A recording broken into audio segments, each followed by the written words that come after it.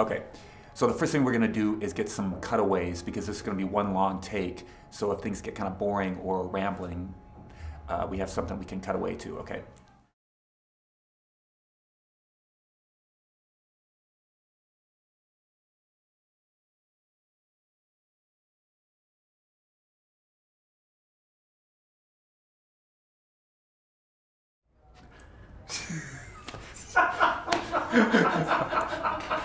Okay.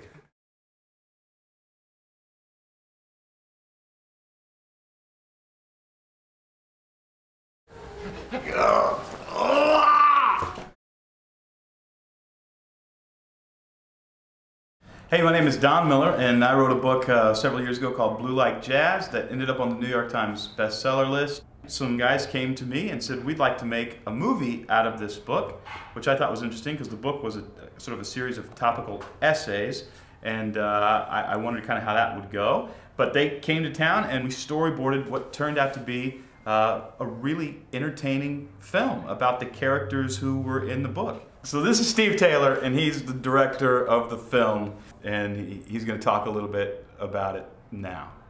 My name is Steve Taylor. I'm the director and co-writer of Blue Like Jazz, the movie that we hope to be shooting. I read the book 3 years ago. A friend gave it to me.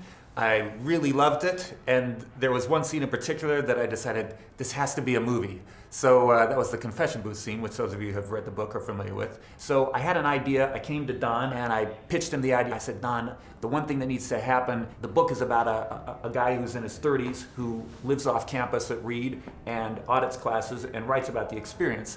I think this book in the movie that Don needs to be a 20-year-old who lives that experience. And Don agreed.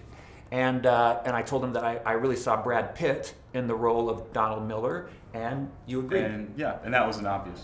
So we worked for a year or so on the screenplay, and we sent it out to a bunch of different people who review screenplays.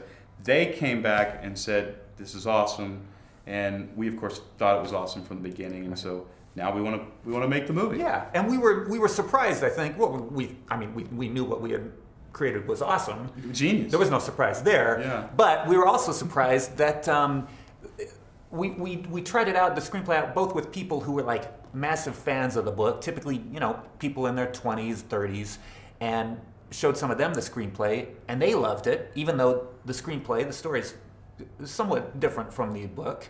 But then we also tried it out on a lot of people who don't know you, don't know anything about the book, just know movies and know the art of screenwriting, and they loved it too. So I think we're onto something.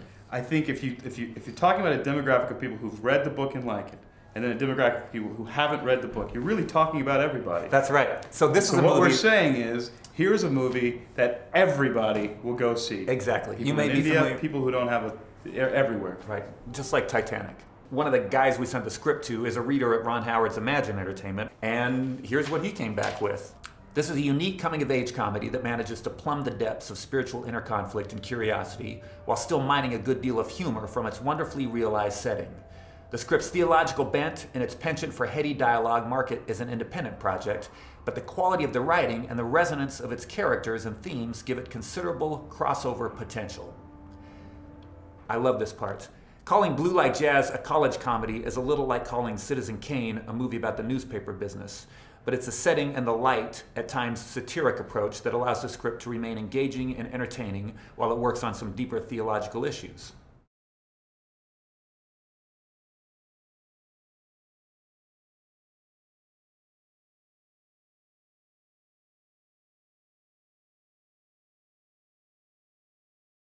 So anyway, we are anxious to make this movie, and we hope you come and see it.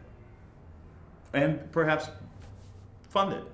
Yeah, that too. And yeah. if you do fund it, half price. You get to see it half price. That's right.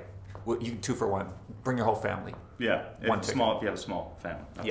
I mean, not more than 5. Yeah. And you'll have to pay for your concessions. Yeah. We can't take care of that. I mean, the price of that is ridiculous. What do you want from us? What? We're not making money. Okay. You start. Yeah. That's great. Are we about where we were? Yeah. Was I like this? It's like a Kubrick thing. Don't put that in it. Yeah, let's do that. All right. That felt good. That was a good first take, right? That was a good first take.